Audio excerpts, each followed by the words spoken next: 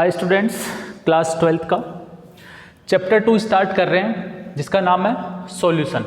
और आज इसका हमारा लेक्चर नंबर 1 है। तो इसके अंदर हम बेसिकली आपका इंट्रोडक्शन के बारे में बात करेंगे। सबसे फर्स्ट हम बात करते हैं सॉल्यूशन की। तो सॉल्यूशन क्या होता है, इससे फर्स्ट हम कुछ टर्म समझ लेते हैं। जैसे कि हमारे पास वन टर्म है आपका होमोजीनियस मिक्सचर, और सेकेंड हम बात कर लेते हैं हेट्रोजीनियस मिक्सचर।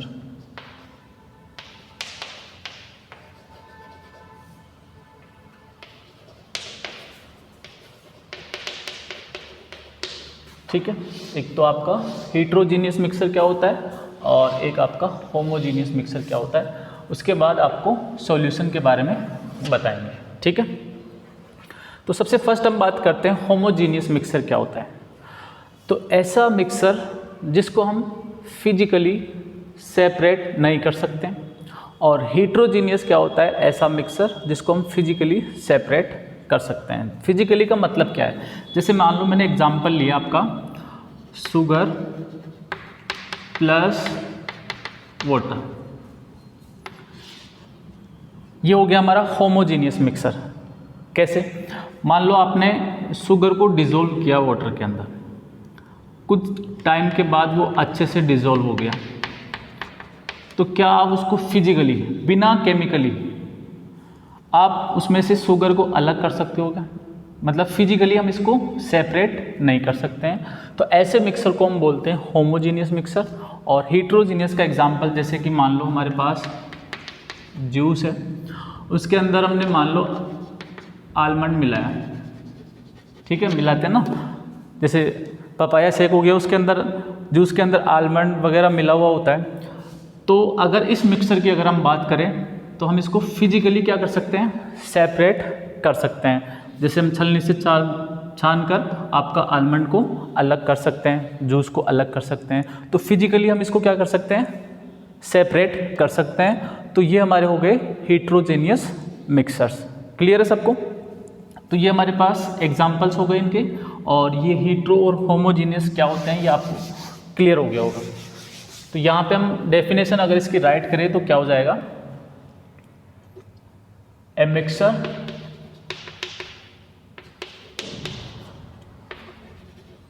डज नॉट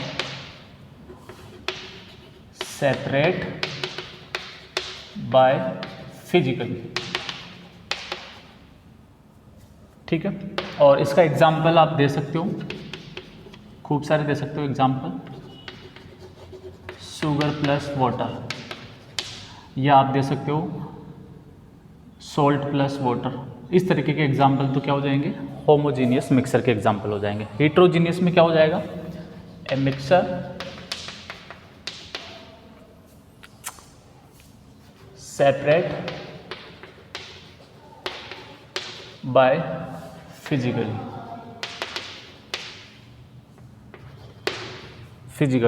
इसका एग्जाम्पल क्या हो जाएगा, इसका एग्जाम्पल हो जाएगा जैसे आपका सिंपल सा अगर हम बात करें तो सैंड प्लस वाटर। अगर आप वाटर के अंदर सैंड करोगे तो वो आप कितना ही चाहे इसको मिक्स कर लो, आपका यूनिफॉर्म नहीं रहेगा आपका सॉल्यूशन। कहीं पे आपको सैंड के पार्टिकल्स ज़्यादा दिखेंगे या कहीं पे आपको बिल्कुल भी नहीं दिखेंगे। तो इस तरीके से जो सॉल्यूशन बनेगा वो हमारा क्या होगा, हेट्रोजीनियस मिक्सर होगा। तो राइट कर लो इसको। अब देखो आपके पास सॉल्यूशन की डेफिनेशन क्या है। तो ए होमोजीनियस मिक्सर मतलब जो भी सॉल्यूशन होगा आपका केमिस्ट्री के अंदर, मतलब आपका होमोजीनियस मिक्सर का ही होगा। ठीक है, तो हेट्रोजीनियस को बाहर निकाल दो सॉल्यूशन से।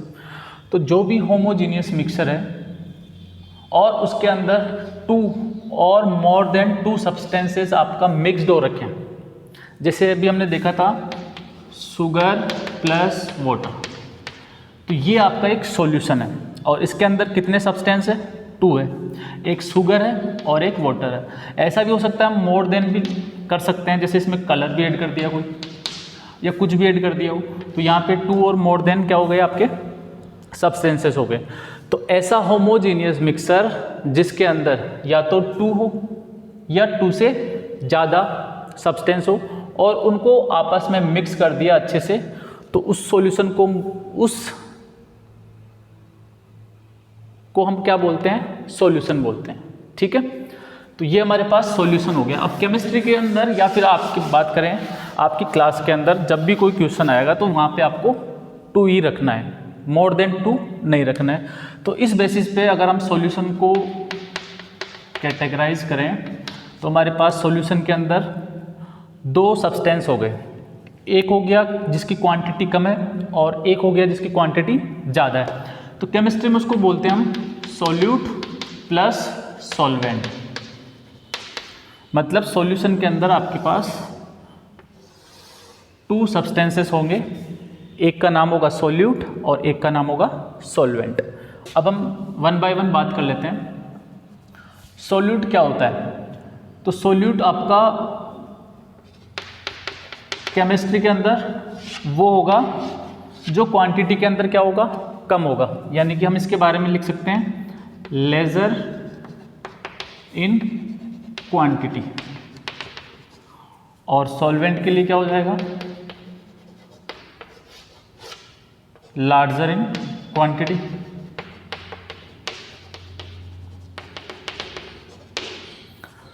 देखो कैसे, जैसे हमने शुगर और वाटर लिया था, तो वाटर हमारा क्या है, लार्जर क्वांटिटी है, और शुगर क्या है हमारा, लेजर क्वांटिटी। तो जो कम क्वांटिटी में होगा उसको क्या बोलते हैं हम, सॉल्यूट, और जो लार्जर क्वांटिटी में होता है उसको क्या बोलते हैं, सॉल्वेंट। तो जितना वाटर और जितना शुगर हमने लिया है, अगर इन दोनों को मिक्स करेंगे तो इसको क्या बोलेंगे हम, सॉल्यूशन बोलेंगे। अब यहाँ से एक इम्पोर्टेंट क्वेश्चन आपके पास निकल के आता है कि मान लो कि ये मैंने 2 ग्राम शुगर लिया प्लस ये मान लो मैंने 200 ml वाटर लिया। अब जो नया आपका सॉल्यूशन बनेगा, यहाँ से जो सॉल्यूशन बनेगा उसका स्टेट क्या होगा, सॉलिड होगा, लिक्विड होगा, क्या होगा? तो आप देखो कि क्वांटिटी में कौन है ज़्यादा, वाटर है, मतलब आपका सॉल्वेंट है। तो हमेशा क्वांटिटी में ज़्यादा कौन रहेगा, सॉल्वेंट ही रहेगा। तो इस सॉल्यूशन की जो फिजिकल स्टेट होगी वो डिपेंड करेगी किसके ऊपर, सॉल्वेंट के ऊपर। तो आपका जो सॉल्यूशन होगा वो कैसा होगा, लिक्विड होगा, अगर सॉल्वेंट लिक्विड है तो यानी कि हम यहाँ से बोल सकते हैं सॉल्यूट आपका फिजिकल स्टेट चेंज करता है। देखो यहाँ पे सॉलिड था, 2 ग्राम शुगर, ये सॉलिड में था और ये लिक्विड में था। ओवरऑल सॉल्यूशन किस पे बेस्ड है, किस पे हो गया आपका बेस्ड, सॉल्वेंट पे। तो मतलब जिस टाइप का आपका सॉल्वेंट होगा उसी टाइप का आपका सॉल्यूशन होगा। सॉलिड से किस में कन्वर्ट हो गया, लिक्विड में। यानी कि सॉल्यूट अपनी फिजिकल स्टेट चेंज करेगा और सॉल्वेंट अपनी फिजिकल स्टेट कभी भी चेंज नहीं करेगा। तो यहाँ पे लिख सकते हैं इट चेंज फिजिकल स्टेट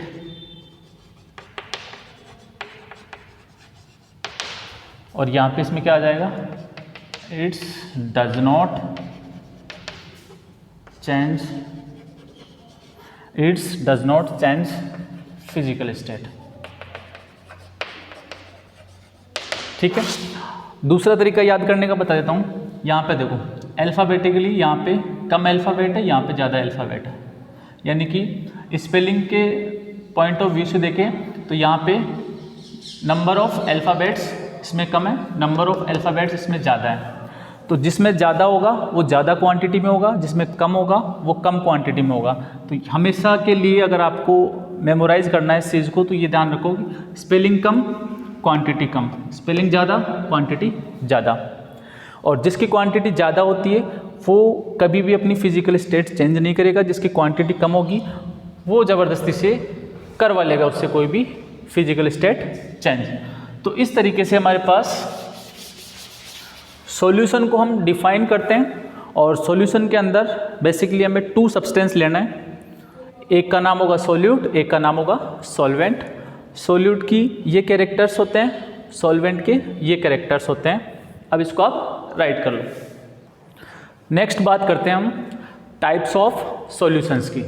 तो हमारे पास कितने टाइप के सॉल्यूशन बनेंगे, टोटल 9 टाइप के सॉल्यूशन बनेंगे। कैसे बनाते हैं सॉल्यूशंस को? सबसे फर्स्ट स्टार्ट में आपको सीरियल नंबर लिखना है, फिर सॉल्यूट, फिर सॉल्वेंट और फिर किस टाइप का बनेगा और उसके एग्जाम्पल मैंने पहले आपको रख दिए। अब सबसे फर्स्ट सॉल्यूट की फिजिकल स्टेट चेंज हो जाती है, सॉल्वेंट की नहीं होती है। मतलब यहाँ से एक बार तीनों हम सॉलिड ले लेंगे, सॉलिड सॉलिड सॉलिड, एक बार तीनों लिक्विड ले लेंगे, लिक्विड लिक्विड लिक्विड, फिर क्या बचा? गैस, एक बार तीनों गैस ले लेंगे। ठीक है, तो ये 9 टाइप के क्या बन गए आपके पास? सॉल्वेंट। इसमें क्या करेंगे? एक बार सॉलिड लेंगे, एक बार लिक्विड लेंगे, एक बार गैस लेंगे, फिर आपका सॉलिड लिक्विड गैस, फिर आपका solid liquid gas, solid liquid gas, solid liquid gas, 1 2 3 1 2 3 1 2 3 1 2 3, फिर आपका सॉलिड लिक्विड गैस। ये हमने सॉल्वेंट लिया। अब देखो किस टाइप का आपका सॉल्यूशन बनेगा। सॉलिड अगर सॉल्यूट है और सॉलिड ही आपका सॉल्वेंट है, तो डिपेंड करता है आपका सॉल्यूशन कैसा बनेगा सॉल्वेंट पे, यानी कि किस टाइप का बनेगा ये सॉलिड। और इसका एग्जांपल हो गया, जब हमारे पास ये भी सॉलिड हो ये भी सॉलिड हो तो सॉल्यूशन कैसा होता है? सॉलिड। तो इसका एग्जांपल हो गया अलॉयज। अलॉयज मतलब जैसे जिंक के अंदर कॉपर मिला दिया तो आपका ब्रास बन गया। आप देखते हो कि सोने के अंदर मिलावट कर देते हैं, तो एयू के अंदर वो कुछ भी मिलावट ऐड करेंगे तो जो फॉर्म होगा वो आपका सॉलिड होगा, तो इनको बोलते हैं हम अलॉयज। ठीक है, जैसे कॉपर में आपका ब्रास मिला दिया तो कुछ भी ऐसा आपका सॉलिड सॉलिड फॉर्म का एग्जाम्पल हो सकता है। सेकंड अगर आप बात करें, सॉल्यूट लिक्विड है और सॉल्वेंट कैसा है? सॉलिड, तब भी हमारे पास सॉल्यूशन कैसा होगा? डिपेंड ऑन सॉल्वेंट, यानी कि सॉलिड होगा। जैसे कि Hg इन जिंक। अब Hg मरकरी होता है आपका, मरकरी की स्टेट क्या होती है? लिक्विड होती है। ठीक है, देखा होगा आपने थर्मामीटर के अंदर जो लिक्विड होता है वो होता है आपका Hg, तो ये कैसा होता है? लिक्विड। और जिंक हमारा कैसा होता है? सॉलिड। तो Hg को अगर हम जिंक में मिलाएंगे तो जो सॉल्यूशन बनेगा हमारा वो कैसा होगा? सॉलिड होगा। और इसका एग्जांपल हो गया ये वाला। और एग्जांपल दे सकते हो जैसे Hg in copper, Hg in iron. तो इस तरीके के एग्जांपल क्या हो जाएंगे? सेकंड टाइप सॉल्यूशन के। थर्ड बात करते हैं हम, ये गैस हो ये सॉलिड हो तो हमारा सॉल्यूशन कैसा होगा? सॉलिड, क्योंकि ये सब डिपेंड किसके ऊपर करता है? इसके ऊपर। तो इसका एग्जांपल हो गया absorption of gases over metals, यानी कि कोई गैस है और किसी मेटल यानी कि सॉल्वेंट आपका उसके टच में आती है तो उस गैस को ऑब्जर्व कर लेता है आपका, तो उसी को बोलते हैं एब्जॉर्प्शन गैसेस ओवर मेटल। जैसे एग्जांपल लेते हैं, जैसे मान लो कि आपके पास कोई लेड मेटल है और इसके कांटेक्ट में आती है हाइड्रोजन गैस, तो ये इससे रिएक्शन कर लेता है, यानी कि इसको एब्जॉर्व कर लेता है। तो ये एग्जांपल किसके लिए हो गया? थर्ड टाइप का। अगर आपका सॉल्यूट गैस है, सॉल्वेंट आपका सॉलिड है और ये आपका सॉल्यूट है, तो जो सॉल्यूशन बनेगा आपका वो कैसा होगा? सॉलिड होगा। ठीक है, तो इस तरीके से हमारे पास 3 कंप्लीट हो गए, 3 टाइप के सॉल्यूशन, सॉलिड सॉलिड सॉलिड। ये सॉलिड कब है? इस तरह से, ये इस तरह से और ये इस तरह से। नेक्स्ट बात करते हैं 4th टाइप के सॉल्यूशन की। सॉल्यूट अगर सॉलिड है और सॉल्वेंट अगर आपका लिक्विड है तो जो सॉल्यूशन होगा वो कैसा होगा? लिक्विड होगा। एग्जांपल देखो, अल्कोहल इन वाटर। अल्कोहल को आपने देखा होगा कैसा होता है आपका? सॉलिड फॉर्म में, और वाटर कैसा होता है? लिक्विड होता है। तो यहाँ पे जो टाइप का बनेगा हमारा क्या बनेगा? लिक्विड बनेगा। देखो यहाँ पे ये इसका एग्जाम्पल हो गया, ये इसका एग्जाम्पल हो गया, ये इसका एग्जाम्पल हो गया। अब ये 4th नंबर पे आपका सॉलिड लिक्विड, तो लिक्विड टाइप का बनेगा, तो मतलब इसका एग्जाम्पल ये। तो ये आपका सॉलिड फॉर्म में हो गया सॉल्ट, और वाटर कैसा हो गया? लिक्विड। तो जब सॉल्ट को वाटर में मिलाते हैं तो आपका सॉल्यूशन कैसा होता है? लिक्विड होता है। इसी तरीके का एग्जाम्पल और देख सकते हो आप, शुगर इन वाटर। तो इस तरीके जितने भी सॉल्यूशन होंगे वो आपका इस कैटेगरी के अंदर आएंगे। ठीक है, फिर आपका 5th नंबर का लिक्विड लिक्विड, तो आपका सॉल्यूशन का टाइप क्या हो जाएगा, लिक्विड। तो यहाँ से इसका एग्जाम्पल अगर हम लिखें तो क्या हो जाएगा, अल्कोहल इन वाटर। सॉल्यूट भी आपका लिक्विड में, सॉल्वेंट भी आपका लिक्विड में, तो ये कैसा हो जाएगा, लिक्विड हो जाएगा। तो कोई पूछे इसका एग्जाम्पल दो, तो एग्जाम्पल आप दे सकते हो, दोनों लिक्विड ले लो कोई से, तो जो इनसे सॉल्यूशन बनेगा वो भी क्या बनेगा, लिक्विड। फिर बात करते हैं गैस लिक्विड, तो ये कैसा बनेगा आपका, लिक्विड। और इसका एग्जाम्पल हो गया ऑक्सीजन इन H2, यानी कि गैस, कोई भी गैस किस में, लिक्विड में डालनी है आपको। तो कोई भी गैस ले लो, किसी भी लिक्विड में डाल दो, चाहे ऑक्सीजन इन H2O कर दो, या फिर आप ऑक्सीजन इन कोई भी लिक्विड केमिकल कर सकते हो। फिर नेक्स्ट बात करते हैं सॉलिड गैस, तो यहाँ से किस टाइप का बनेगा आपका, गैस टाइप का बनेगा। और इसका एग्जाम्पल हो गया ये वाला, जैसे कि कोई सॉलिड लिया, जैसे कि आपने कैंपर देखते हो आप, sublimation of solids into A gas, camper को देखते हो, कैंपर आपका किस टाइप में होता है, सॉलिड स्टेट में। फिर वो क्या हो जाता है, गैस में कन्वर्ट हो जाता है, तो ये आपका किस टाइप का हो गया, sublimation of solids into gases, आपका इस टाइप का एग्जाम्पल हो गया। फिर आपसे बोले कि देखो क्वेश्चन कैसे आता है, यहाँ से क्वेश्चन ऐसे आता है कि आपसे बोलेगा कि सॉल्वेंट लिक्विड फॉर्म में है, सॉल्यूट लिक्विड फॉर्म में है, सॉल्वेंट आपका गैस फॉर्म में है, तो इस टाइप के सॉल्यूशन का आप एग्जाम्पल बताओ। तो आप एग्जाम्पल दे सकते हो ये वाला, वाटर वेपर इन एयर, यानी कि पानी का जो वेपर होता है किसके अंदर, हवा के अंदर।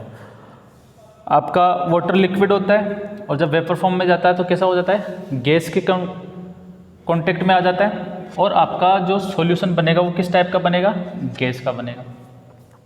फिर नेक्स्ट आपका लास्ट एंड फाइनल, जब दोनों गैस में हो तो यहाँ पे क्या बनेगा, गैस ही बनेगा।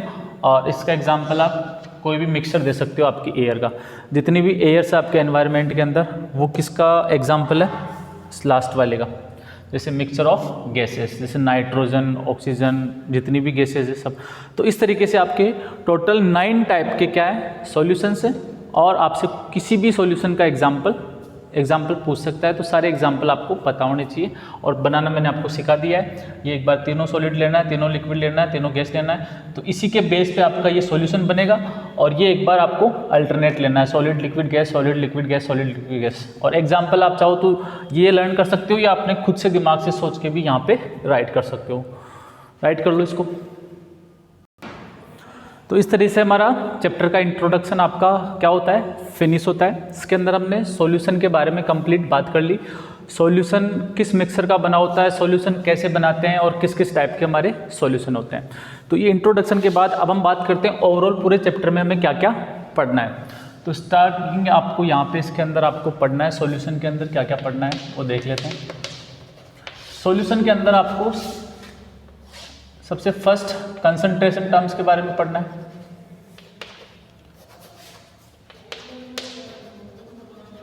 कंसंट्रेशन टर्म्स के बारे में पढ़ना है। फिर आपको पढ़ना है वेपर प्रेशर के बारे में। इसके बाद आपको कोलिगेटिव प्रॉपर्टीज के बारे में पढ़ना है।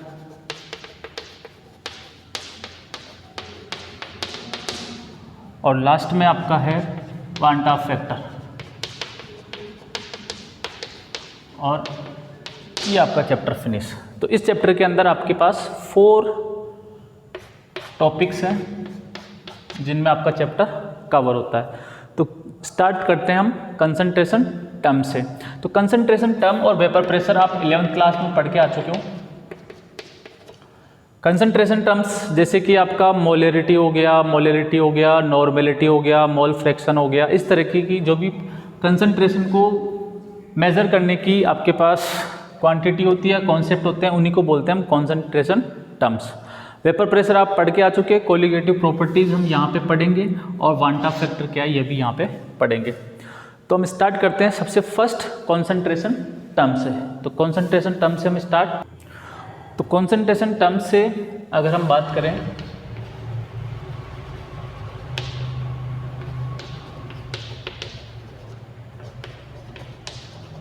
तो कंसंट्रेशन टर्म्स को यहाँ पे मैं 2 कैटेगरी में डिवाइड करूँगा। सबसे फर्स्ट, और यहाँ पे एक ले लेते हैं हम सेकेंड। सबसे फर्स्ट में हम बात करेंगे टेम्परेचर डिपेंडेंट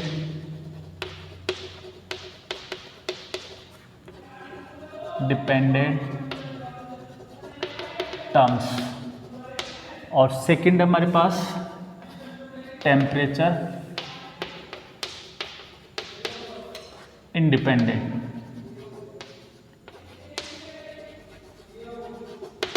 यानी कि कुछ कॉन्सेंट्रेशन टर्म्स आपका टेम्परेचर के ऊपर डिपेंड करते हैं और कुछ आपका टेम्परेचर पे डिपेंड नहीं करते हैं। ये बुक में नहीं मिलेगा आपको, ठीक है। अब हम बात करते हैं कि इनको पहचानने का क्या तरीका होता है कि कौन कौन से टर्म्स आपका टेम्परेचर के ऊपर डिपेंड करते हैं, कौन कौन से टर्म आपका टेम्परेचर के ऊपर डिपेंड नहीं करते हैं।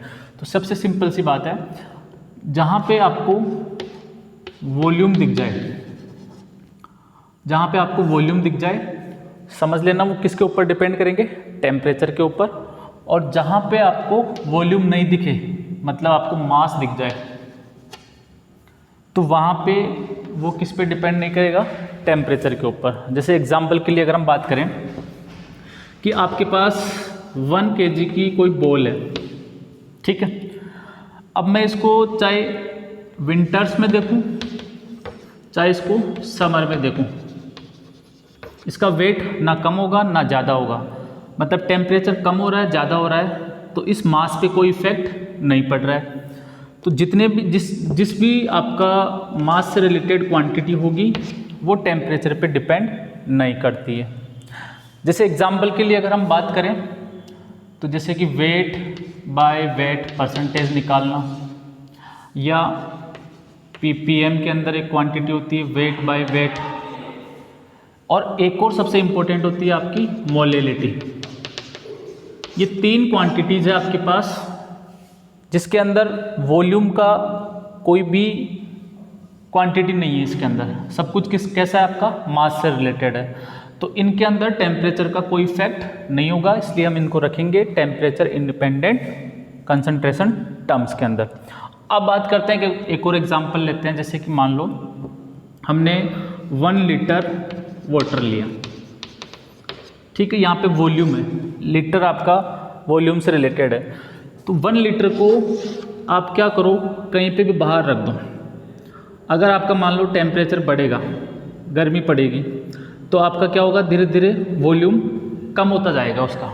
यानी कि टेम्परेचर से वॉल्यूम क्या हो जाता है, डिक्रीज हो जाता है टाइम के साथ, ठीक है। तो ये कहाँ पे आपका बात करें कहाँ पे आपका काम में आएंगे। जैसे कि आपने लैब में कोई केमिकल बना के रखा इन कंसंट्रेशन का, तो अगर आपका वॉल्यूम से रिलेट कर रहा है तो मतलब उसका क्या हो जाएगा, क्वांटिटी में क्या हो जाएगा, चेंज हो जाएगा। क्यों हो जाएगा, क्योंकि वॉल्यूम आ रहा है यहाँ पे, और वॉल्यूम किस पे डिपेंड करता है, टेम्परेचर के ऊपर। तो इस तरीके से वॉल्यूम डिपेंडेंट क्वांटिटीज़ कौन कौन सी हो जाएगी हमारे पास। जैसे कि हमारे पास हो गया वेट बाय वॉल्यूम हो गया। देखो वेट आ रहा है उससे कोई फर्क नहीं, लेकिन वॉल्यूम को आपको ध्यान से देखना है। वॉल्यूम आ रहा है तो टेम्परेचर पे डिपेंड कर रहा है, और कहीं पे वॉल्यूम नहीं आ रहा है तो वो कैसा होगा, temperature independent. Volume by volume percentage हो जाएगा। इसके अलावा हमारे पास मोलेरिटी हो जाएगी। इसके बाद हमारे पास नॉर्मेलिटी हो जाएगी। इसके बाद हमारे पास फॉर्मेलिटी हो जाएगी, और इसके बाद हमारे पास मोल फ्रैक्शन हो जाएगा।